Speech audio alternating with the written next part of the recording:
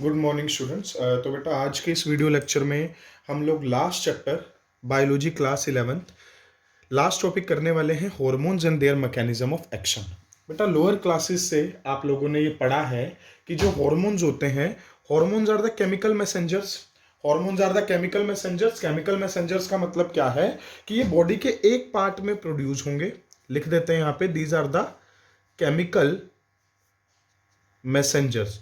Now what is the meaning of chemical messenger? बेटा messenger का मतलब क्या होता है? मैसेंजर का मतलब होता है कि जो एक पार्ट से सिग्नल दूसरे पार्ट में ट्रांसफर करे। Transfer signal from one part of body to another part. Basically यहां पे हमने क्या क्लियर किया? हमने हार्मोन की डेफिनेशन क्लियर की। Hormones are the chemical messengers which are produced in one part of the body and they act on the other part for their regulation mechanism. एक part में बन रहे हैं, दूसरे पार्ट में एक्ट हो रहे हैं, और किस वजह से, किस लिए एक्ट कर रहे हैं? ताकि वो कोई फिजियोलॉजिकल इंपैक्ट दे सकें। फॉर द पर्पस क्या है? पर्पस क्या है हॉर्मोन्स का? Physiological impact. फिजियोलॉजिकल इंपैक्ट, अभी आपको टर्म थोड़ी सी कॉम्प्लेक्स लग रही होगी, इसका एग्जांपल बताऊं फिजियोलॉजिकल इंपैक्ट। जैसे increase in height by growth hormone, increase in height और डेवलपमेंट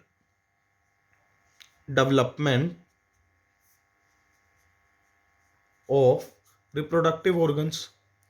तो ये क्या है बेटा? ये सारे क्या हैं? These are the physiological changes, physiological impact occurring on the body with the help of hormones. तो हमें एक चीज अभी क्लियर हो गई है कि हॉर्मोन्स क्या हैं। हॉर्मोन्स कुछ केमिकल मैसेंजर्स हैं जो बॉडी के एक पार्ट में बनने वाले हैं, बॉडी के दूसरे पार्ट में एक्ट करने वाले हैं, और इनका पर्पस है कि कोई ना कोई फिजियोलॉजिकल इंपैक्ट लाया जाए और उस फिजियोलॉजिकल इंपैक्ट से आपकी बॉडी इजिली रेगुलेट कर सके। क्लियर? अब हार्मोन का बेटा रेगुलेशन समझने से पहले, देखो मैकेनिज्म ऑफ एक्शन समझने से पहले हमें यह पता होना चाहिए कि हार्मोन दो टाइप के हो सकते हैं। Hormones can be of two types. Basically hormone दो टाइप्स के हो सकते हैं। तो बीच में लगा देते हैं लाइन। एक साइड पे मैं लिख रहा हूं एक कैटेगरी हार्मोन की, जिनको हम बोलते हैं पेप्टाइड और प्रोटीन हार्मोन। पेप्टाइड और protein hormone. And the second category will be steroid और corticoid हार्मोन। स्टेरॉयड और कोर्टिकोइड्स हार्मोन, ये नेम आपने सुने होंगे जरूर, बट आज आपको थोड़ा और क्लियर हो जाएगा कि ये क्या है। बेटा हमारी बॉडी में अलग अलग टाइप के हार्मोन्स होते हैं। फॉर एग्जांपल आपने जरूर नाम सुना होगा, आपने बेटा ग्रोथ हार्मोन का नेम सुना है, ग्लूकागोन का नेम सुना है ना? जितने भी पिट्यूटरी हार्मोन है, हाइपोथैलेमस हार्मोन है, इंसुलिन है, सपोज पैनक्रियाटिक हो, तो लिख देता हूं insulin, growth hormone, pituitary hormone, pituitary hormones, all are made up of, oxytocin है made up of amino acid. बेटा ये किससे मिलके बने? अमाइनो एसिड से। तो ये कौन से हार्मोन होंगे? ये कौन से हार्मोन होंगे? पेप्टाइड और प्रोटीन हार्मोन। ये दो कैटेगरीज आपको इसलिए बताई जा रही हैं क्योंकि इन्हीं कैटेगरीज के बेसिस पे इनका मैकेनिज्म ऑफ एक्शन होगा। स्टेरॉयड हार्मोन बेटा वो होते हैं जैसे टेस्टोस्टेरोन, मेल हार्मोन है। फीमेल हार्मोन तुम्हें पता है प्रोजेस्टेरोन। अब एक और हार्मोन दिमाग में आ रहा होगा, एस्ट्रोजन। लोअर क्लासेस से पढ़ते आ रहे हो, है ना? तो ये जो हार्मोन्स होते हैं बेटा, दीज आर बेसिकली कोर्टिकोइड और स्टेरॉयड हार्मोन। देन इसके अलावा कोर्टिसोल भी बड़ा इंपॉर्टेंट एग्जांपल एनसीईआरटी में देखो। कोर्टिसोल, कहीं दवाइयों के पीछे बेटा ओल लगा हो या ओन लगा हो, याद रखना ओल या ओन लगा हो। ये स्टेरॉइड्स होते हैं। कई बार डॉक्टर हमें स्टेरॉइड्स देते हैं, हमें पता नहीं चलता, but being a medical students आपको पता होना चाहिए। इसके पीछे ओन लगा हो, ओ एन ई दवाई के पीछे, या ओल लगा हो, इट माइट बी पॉसिबल कि उसके अंदर स्टेरॉइड है या वो टोटली स्टेरॉइड की फॉर्मुलेशन है। बेटा अब हमने क्या किया है, दो टाइप के जो कैटेगरीज डिवाइड की हैं। एक वो हॉर्मोन्स हैं जो पेप्टाइड और प्रोटीन हॉर्मोन्स हैं, एक वो हॉर्मोन्स हैं जो स्टेरॉइड हॉर्मोन्स हैं। क्लियर? तो एग्जाम में बेटा एक क्वेश्चन आपके पास श्योर शॉट आएगा 3 मार्क्स या 5 मार्क्स में, कि आपको हार्मोन का एक्शन एक्सप्लेन करना है। और जब आप हार्मोन का एक्शन एक्सप्लेन करोगे तो वो आपको एक कैटेगरी देंगे हार्मोन की, either that category will be of peptide hormone और स्टेरॉइड हार्मोन। आपकी एनसीईआरटी में बेटा एग्जाम्पल्स बहुत सारे लिखे हैं, बट एक्सप्लेन एक एग्जाम्पल को लेके किया हुआ है, that is female reproductive organ hormones. Reproductive organ से रिलेटेड हॉर्मोन्स हैं फीमेल के अंदर। एक होता है बेटा एफएसएच, स्क्रीन पे आपको नजर आ रहा है, फॉलिकल स्टिमुलेटिंग हार्मोन, मैंने यहाँ पे लिख दिया है, जो कि क्या है, एक पेप्टाइड हार्मोन है। This is a peptide hormone. तो ये केस नंबर 1 बनेगा, पेप्टाइड हार्मोन है। और जो दूसरा हार्मोन हमने कंसिडरेशन में लिया है दैट इज एस्ट्रोजन। एस्ट्रोजन आपने 10th में भी पढ़ा है, this is a steroid. Oestrogen, testosterone, progesterone, these are the steroid hormones. Clear? चलो, अब बेटा दो कैटेगरीज में हार्मोन ये एक्ट कर रहा है। इमेजिन करो ये सेल की मेम्ब्रेन है, this is a cell membrane. Clear? ये पूरा का पूरा बड़ा सा सेल है, ये सेल की मेम्ब्रेन है। और सेल की मेम्ब्रेन पे बेटा यहाँ पे एक स्पेशल टाइप का एंटीना जैसा लगा होता है जिसको बोलते हैं रिसेप्टर। इसको क्या बोलते हैं?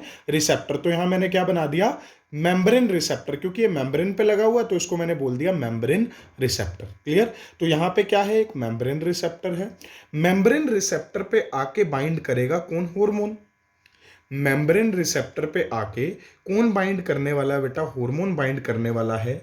और जैसे ही हार्मोन बाइंड करेगा फर्दर फिजियोलॉजिकल रिस्पॉन्सेस स्टार्ट हो जाएंगे। देखो हार्मोन बाइंड हुआ यहाँ पे, हार्मोन बाइंड होने के बाद बेटा एक रिस्पॉन्स क्रिएट हुआ।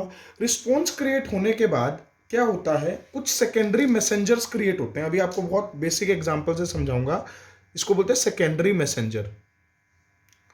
सेकेंडरी मैसेंजर्स क्या हैं? जो इन मैसेज को आगे पास करेंगे। सबसे पहले रिस्पॉन्स क्रिएट हुआ, फिर सेकेंडरी मैसेंजर आए। सेकेंडरी मैसेंजर्स ने कुछ बायोलॉजिकल रिस्पॉन्स दिया, और उस बायोलॉजिकल रिस्पॉन्स के इन्फ्लुएंस में फिजियोलॉजिकल रिस्पॉन्स आया। और वो फिजियोलॉजिकल रिस्पॉन्स क्या है? Ovarian growth. 12th में आप पढ़ोगे बेटा, ओवरी की जो ग्रोथ होती है, दिस इज ओवरी। ओवरी की ग्रोथ किसके ऊपर बेस्ड है? एफएसएच की सिक्रीशन पे। सो फॉलिकल स्टिमुलेटिंग हार्मोन फॉलिकल्स को स्टिमुलेट करवाता है और ओवेरियन ग्रोथ को क्या करता है? प्रमोट करता है। क्लियर? सिमिलरली अगर मैं दूसरा केस देखूं, दूसरे केस में क्या होगा बेटा, जो ये हार्मोन है एस्ट्रोजन, ये कौन सा हार्मोन है? This is a steroid hormone. तो स्टेरॉइड हार्मोन याद रखना, ये सेल मेम्ब्रेन के रिसेप्टर पे बाइंड नहीं करता। सेल मेम्ब्रेन है ये, तो यहां पे इसके लिए कोई भी रिसेप्टर नहीं होता, तो यहां पे कोई भी बाइंडिंग नहीं होगी। Then the question will arise कि अगर ये सेल की मेम्ब्रेन पे बाइंड नहीं हो रहा, तो इसके रिसेप्टर कहां पे प्रेजेंट होंगे? तो बेटा इसके रिसेप्टर प्रेजेंट होते हैं न्यूक्लियस के अंदर, या तो न्यूक्लियस की मेम्ब्रेन पे प्रेजेंट होंगे, लिख देता हूं मैं यहां पे, या तो ये रिसेप्टर प्रेजेंट होंगे न्यूक्लियस की मेम्ब्रेन पे, या फिर ये रिसेप्टर्स कहां पे प्रेजेंट होंगे? Either these receptor will be present in the nucleoplasm. Nucleoplasm में फ्रीली फ्लोट करेंगे। तो यहां पे लिख देते हैं न्यूक्लियर रिसेप्टर्स। ठीक है, अब ये क्या हुआ, ये आके यहां न्यूक्लियर रिसेप्टर पे बाइंड कर गया। क्लियर? ये आके क्या हो रहा है, न्यूक्लियर रिसेप्टर पे बाइंड हो गया। और न्यूक्लियर रिसेप्टर पे बाइंड होने के बाद इसने किसको इफेक्ट किया बेटा? क्योंकि ये न्यूक्लियर रिसेप्टर पे बाइंड हुआ, तो इसने किसको इफेक्ट किया? डीएनए को। 12th में आप पढ़ोगे, अगर डीएनए पे इंपैक्ट आएगा तो डीएनए से इंपैक्ट जाएगा आरएनए पे, आरएनए पे इंपैक्ट आएगा, चेंजेस आएंगे तो वो इंपैक्ट जाएगा कहां पे? प्रोटीन्स पे।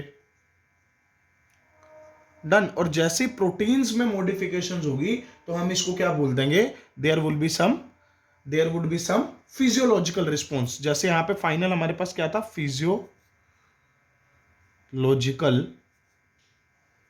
रिस्पॉन्स। अब यहां पे फिजियोलॉजिकल रिस्पॉन्स क्या था? वहां पे फिजियोलॉजिकल रिस्पॉन्स क्या था? ओवेरियन ग्रोथ था फिजियोलॉजिकल ग्रोथ, यहाँ पे क्या हो जाएगा इसी तरीके से बेटा टिश्यू की ग्रोथ होगी। एस्ट्रोजन क्योंकि फीमेल में सेकेंडरी कैरेक्टर्स भी डेवलप कराता है, तो ये सारी डेवलपमेंट यहाँ पे होगी। अब इन दोनों को बेटा एक बहुत ही बेसिक एग्जाम्पल से आपको मैं रिलेट कर पाओगे बेटा। चलो हाँ, एक और चीज, ये क्या है, हार्मोन है। तो एनसीईआरटी एक और चीज बोल रही है, एनसीईआरटी कह रही है इन दोनों को मिला के बोल देंगे, इन दोनों को बोल देंगे हार्मोन, या यहां पे भी इन दोनों के कॉम्प्लेक्स को बोल देंगे hormone receptor complex, hormone receptor complex. तो इसमें कुछ कंफ्यूज मत होना, यही सारी बातें हैं। फर्क क्या है बेटा, इसके अंदर जो एक्शन हो रहा है वो न्यूक्लियोप्लाज्म के अंदर हो रहा है, इसमें जो एक्शन हो रहा है वो न्यूक्लियोप्लाज्म में नहीं हो रहा, वो एक्शन सेल की मेम्ब्रेन पे हो रहा है। देखो बेटा सिंपल सी बात है, क्लियर। आपका कोई बेटा कजन है या कोई फ्रेंड है, ठीक है, जो आपके पेरेंट्स उसके बारे में अवेयर हैं, ठीक है, आपके पेरेंट्स के साथ भी उसके टर्म्स अच्छे हैं, तो अगर वो घर पे बेटा नोटबुक लेने के लिए आएगा, है ना, तो केस बनेगा ये वाला। क्या होगा, ये वो कजन है, वो घर की मेन एंट्री को क्रॉस करके आ गया, वो आपके रूम के अंदर तक आके आपको नोट्स दे सकता है, बिकॉज आपकी फैमिली को ट्रस्ट है, आपकी फैमिली के साथ अच्छे टर्म्स हैं उसके, तो वो आपकी फैमिली उसको क्या करेगी, आपकी फैमिली उसको अंदर बुलाएगी, आपके रूम में भेज देगी कि चलो नोट्स ट्रांसफर करने कर सकते हो, और हो सकता है आपको जो वो फ्रेंड आया उसको खाना भी ऑफर कर दें, बिकॉज फैमिली के साथ टर्म अच्छे हैं। तो यही होता है एस्ट्रोजन के साथ, है ना, जितने भी स्टेरॉयड हार्मोन है वो सेल की मेम्ब्रेन को क्रॉस करते हैं, न्यूक्लियस की मेम्ब्रेन को क्रॉस करते हैं, फिर अपना फिजियोलॉजिकल इंपैक्ट दिखाते हैं। लेकिन कई बेटा ऐसे भी होते हैं, कई फ्रेंड्स आपके, है ना, जिनको जो आपको भी नहीं पसंद है, या अगर वो नोट्स लेने के लिए आ रहे हैं तो आप अपने पेरेंट्स को ही बोल दोगे कि उसको बोल देना कि वो घर पे नहीं है, या अगर घर पे है भी तो आप नोट्स बाहर एक के बाहर उससे नोट्स ले लेना, कॉपी ले लेना, या काम पूछ लेना क्या था, और उसको बाहर के बाहर ही पेरेंट्स वापस भेज देंगे। तो यहाँ पे वही हो रहा है, हार्मोन जो उसको मेन घर की जो एंट्री है वहीं पे ही रोक रहे हैं, उसके बाद सेकेंडरी मैसेंजर क्रिएट कर रहे हैं। सेकेंडरी मैसेंजर मतलब आपकी मम्मी, सेकेंडरी मैसेंजर मतलब आपके घर का कोई मेंबर, जो वो मैसेज कन्वे करके अंदर तक आ रहा है, न्यूक्लियस तक, आप तक बताने, और आप उससे रिस्पोंड कर रहे हो। क्लियर बेटा, तो ये hormone and mechanism of action है। श्योर शॉर्ट ये 3 या 5 मार्क्स का टॉपिक है। ऐसा कभी होगा नहीं कि लास्ट चैप्टर में से कोई क्वेश्चन बने और इनमें से क्वेश्चन ना हो। So this is very important, make sure कि आप इसको अच्छे तरीके से कर लेंगे। Good luck.